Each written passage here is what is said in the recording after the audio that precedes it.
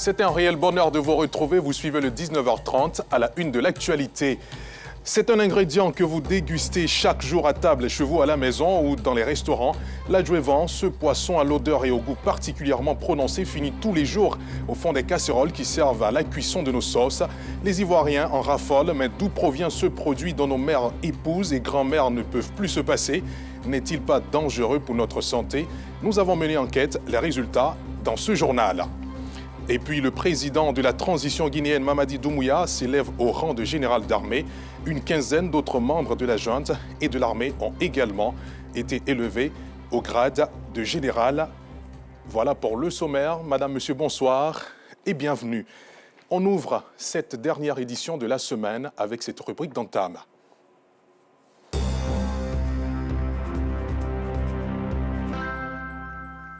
L'adjuvant, c'est cet assaisonnement traditionnel utilisé dans la plupart des mets ivoiriens. Le goût agréable et le parfum irrésistible qu'il apporte à nos mets ne laissent personne indifférent. Mais comment est produit ce poisson au goût particulier? Quel type de poisson est utilisé pour la fabrication de l'adjuvant? La consommation de ce produit a-t-elle des conséquences pour notre santé? Élément de réponse dans le dossier de la rédaction qui a été réalisé par Laurence Cacra. Sur ces tables sont exposés des poissons faisantés de différentes tailles, aux aspects plus ou moins tendres et qui dégagent une forte odeur. Ces poissons sont utilisés pour l'assaisonnement de bon nombre de mets africains. En Côte d'Ivoire, les poissons faisantés salés sont appelés adjuvants. Dans cet espace situé au sein du marché forum de la commune d'Adjamé, ces femmes commercialisent l'adjuvant. En poisson là, il y a maquelot, il y a thon, il y a machette, il y a plat, il y a lagba, il y a le coloko, il y a agnette et puis il y a soso. Ça fait 15 ans comme ça que je vends adjuvant soso. C'est en gros, nous on vend. Ils viennent payer à l'aide de poupées à 100 francs, 100 francs. Et il y a d'autres aussi qui viennent prendre aussi pour la maison aussi parce qu'ils ne mangent pas de cubes. Ça fait 50 ans ça a commencé avec maman. En tout cas, maman m'a laissé ici dans la même place là. Toujours je suis là. C'est eux qui quittent Marie là. Avec pour nous, c'est pas la même chose. Pour eux là, c'est sec. Bien sec même. Mais pour nous là, c'est ça qui est bon là même. Ça sent bien dans la sauce. Quand ils mettent dans la placari sauce là, hey, ça va seulement. Toi, dis ça a goûté, tu as mis dans la sauce là. C'est ici que Yobouenina s'approvisionne. Elle vient de Divo, une ville du centre-ouest du pays. Je suis quitté à Divo, je suis venu faire mes achats ici. Je paye adjuvant ici pour aller revendre. Tout comme Yobouenina, cette femme est également venue acheter de l'adjuvant. C'est adjuvant machette. C'est très bon. Au-delà, ça sent bon. Les poissons servant à faire de l'adjuvant proviennent de la mer. Mais dans quel état sont-ils? Direction Vridi Canal dans la commune de Port-Boué, précisément au marché 19. Sur place, Koné Draman, pêcheur, nous explique que les poissons ayant subi une décomposition naturelle ont aussi leur utilité. C'est des poissons décomposés, parce que le filet a un peu duré dans l'eau, avec le courant d'eau aussi, ça fatigue un peu le poisson. Donc c'est ça qui fait que ça décompose. Et puis il y a des clientèles pour ça aussi, c'est pour faire adjuvant. Rien ne se perd ici, tout se transforme. L'approvisionnement en poissons se fait en grande partie au port de pêche. Ce grossiste de poissons importés nous explique la technique pour obtenir de l'adjuvant. Quand elles viennent, elles ne tirent pas les variétés de poissons. Si elles veulent soso, des fois elles prennent les soso là, déjà frais des fois. Elles font même leur conservation pendant 2 ou 3 jours et puis bon, elles fermentent le poisson et puis elles donnent de l'adjuvant. L'adjuvant ça arrive des fois quand tu vois un conteneur qui arrive. Des fois, le conteneur prend un coup en route. Donc, quand les sanitaires constatent que le poisson n'est pas bon à la consommation, voilà. Maintenant, le propriétaire du conteneur, lui, il est obligé de libérer ça. Donc, comme il a déjà un coup qui est déjà exécuté, il a tapé sur le coup, il appelle les femmes souvent d'adjuvant là, et puis il libère avec les femmes. Le processus de l'obtention de l'adjuvant n'a aucun secret pour Lucie Akwe, vendeuse d'adjuvant. Si le poisson est pourri dans l'eau, que les pêcheurs enlèvent ça, que c'est pourri, nous on paye dans leurs mains, on enlève sa peau, son écaille là bien, et puis on lave ça, on met du sel, on met dans le papier, et puis on met dans le sachet, on attache bien. Le lendemain, on met au soleil, ça devient adjuvant. C'est bon dans la sauce graine, sauce djumblé, sauce aubergine, sauce plala, gombo, c'est doux dedans. L'adjuvant fait partie du secret des mets savoureux de Mémé Yvondro. Bon, l'adjuvant, ça apporte un goût naturel du poisson bien fermenté et puis bien conservé. Parce que moi-même, je vais au forum où les femmes ghanéennes découpent là. Là, je paye là-bas. Donc, c'est les poissons fermentés, bien conservés. C'est à cause de ça, ça donne un goût naturel. C'est pour cela que ça me plaît. Ces petits-enfants ne peuvent se passer de ces plats qu'elles concoctent depuis 50 ans.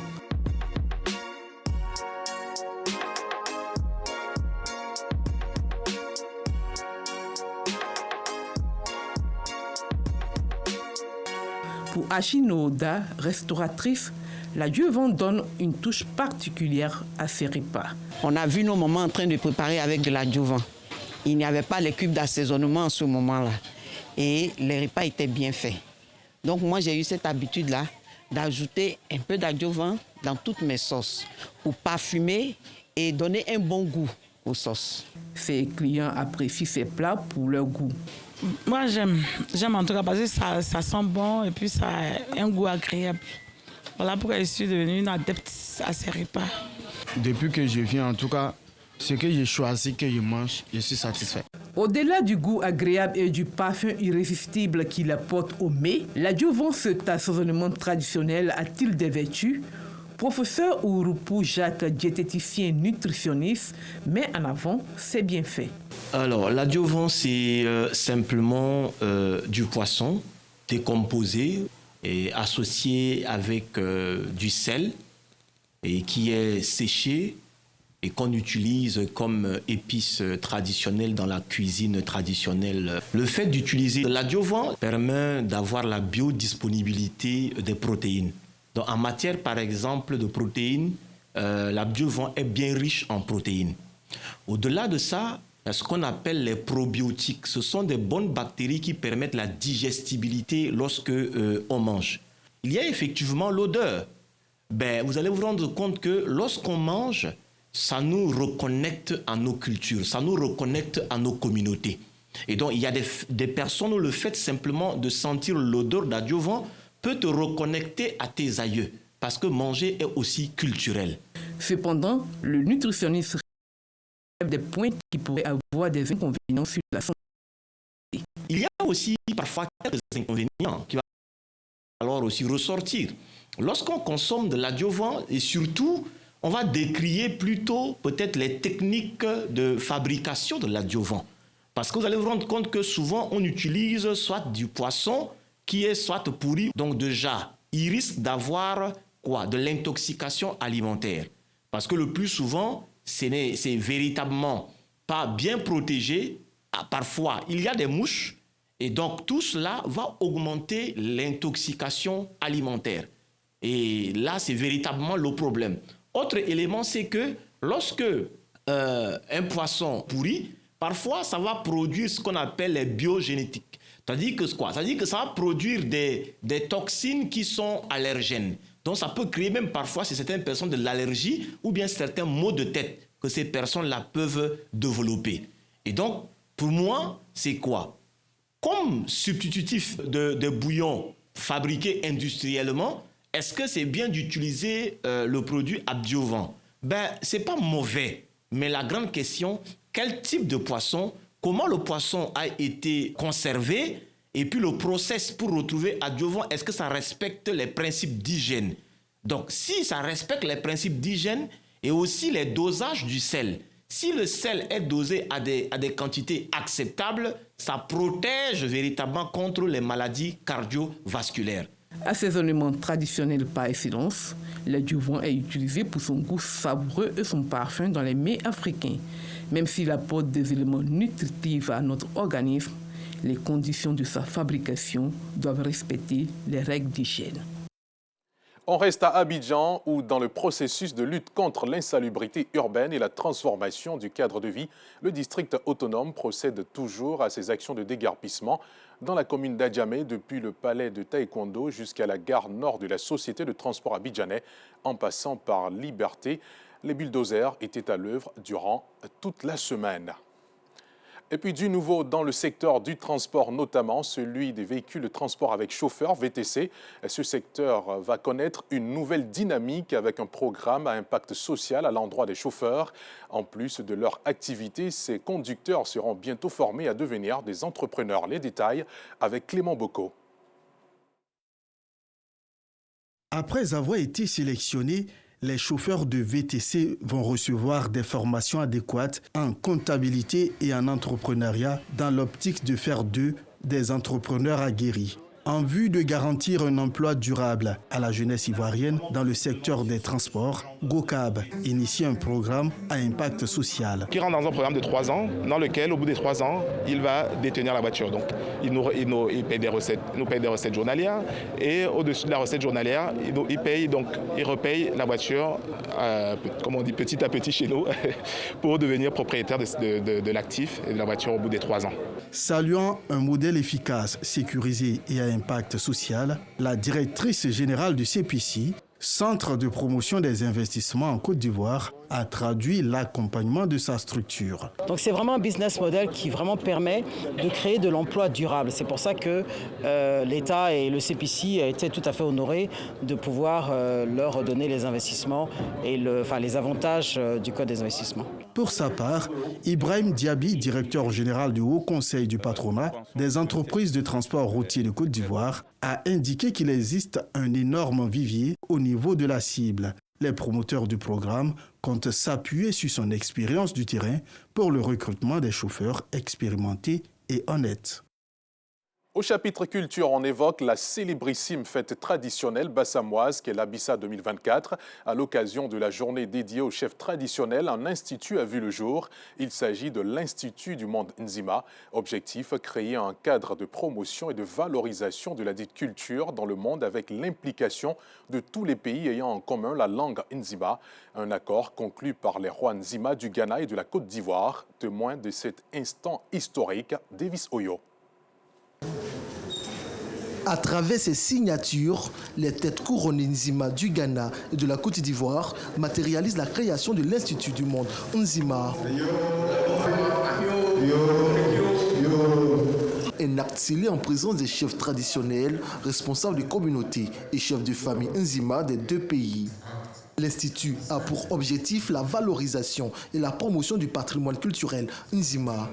Le but de cette fondation est de développer la connaissance du monde Nzima, d'animer une recherche en profondeur sur sa langue, ses valeurs culturelles et spirituelles, ainsi que de favoriser les échanges et la coopération, en particulier dans les domaines de l'histoire, la littérature, l'anthropologie, etc. L'accord signé est célébré par l'ensemble des autorités coutumières à la place Abissa par des pas de danse. Nous sommes à la journée consacrée aux chefs traditionnels. Une journée marquée également par la prestation des familles Ada en lin et Allons en bas, avec en tête des délégations des chefs de famille. Rythmique et cadencé au son de l'Elaoulé, tambour porte-parole de l'Ndongbolé, le groupe Konye Les Mandats et autres exécutent la danse de la solidarité des familles Allons en bas et Ada en lin.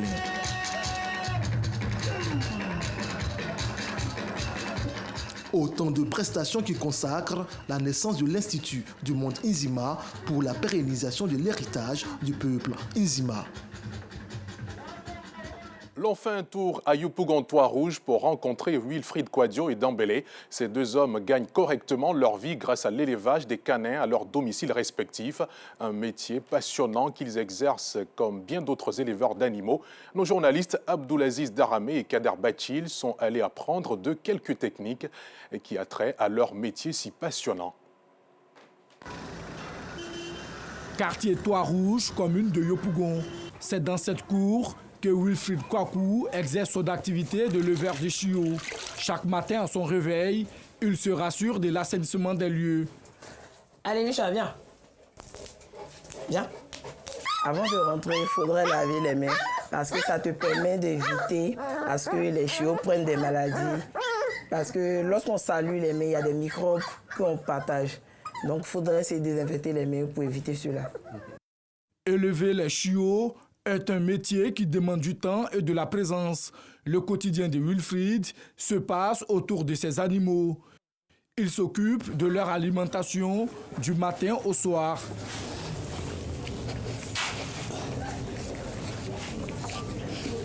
Pour les chiots, pour la nourriture des chiots, il faudrait se lever chaque 2 heures. Pour cela, tu ne dois pas faire quelque chose d'autre, tu dois rester à la maison. Donc, tu dois nourrir les chiots chaque 2 heures, tu les fais passer, comme la femelle contient 8 mamelles. Donc, il y a 11 chiots. Donc, tu vas faire passer 6. Après, faire passer 5. Donc, c'est ce qu'on reçoit chaque matin et chaque soir. Mais on doit plus, quand on s'occupe des chiots, on ne doit plus sortir. On doit rester toujours dans la maison. Parce que la mère peut se coucher aussi sur les chiots. Ok, vous avez fini. Il reste les autres. Passionné des canins, c'est à l'âge de 7 ans qu'il découvre son amour pour les chiens. Une histoire qu'il relate fort bien. Au début, j'élevais que les chats. Je n'élevais pas de chiens. Maintenant, un jour, j'ai eu l'envie d'élever. Donc, j'ai demandé à papa si c'est possible d'élever un chien. Il m'a dit oui, mais est-ce que je peux m'en occuper? J'ai dit oui. Il dit pour élever un chien, c'est pas du jeu qu'on fournit beaucoup d'efforts. J'ai dit ok. Donc c'est cela. Il m'a acheté un premier chien. C'était un mâle qui s'appelait Pete. Et puis j'ai commencé. C'est là que j'ai eu l'envie maintenant d'élever les autres. Avec Micha, la mère des chiots, Wilfried montre une grande complicité. Les deux se comprennent bien. Viens ici. Viens ici. Assieds-toi. Assieds-toi.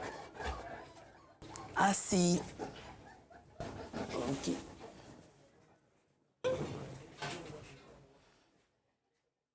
La droite. Super. La droite. Super, c'est bien.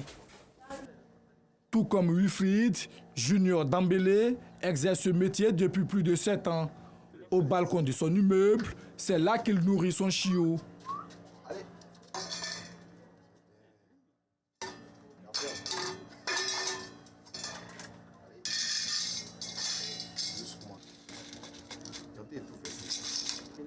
Un métier passionnant grâce auquel il arrive à subvenir aux besoins de sa famille. Oui, c'est un métier qui nourrit son homme. Parce que si on a réussi à faire une bonne portée, qu'on vend des chiots, on peut s'en sortir facilement. Il n'y a pas de saut métier comme le dit l'adage. Ces jeunes semblent trouver leur bonheur dans le métier de leveur de chiots. Un métier qu'ils exercent avec passion. En religion, ce 2 novembre, les fidèles de la cathédrale de Yamoussoukro et Séman, dans le département de Thiébissou, ont prié pour les frères rappelés à Dieu plus tôt, en ce jour suivant la commémoration des saints. Reportage signé Théodore Zouzou et Gilles Tonien. Il est 6h30 à la cathédrale Saint-Augustin de Yamoussoukro. C'est une adoration matinale avec un sens particulier ce 2 novembre, jour de prière pour les fidèles catholiques décédés.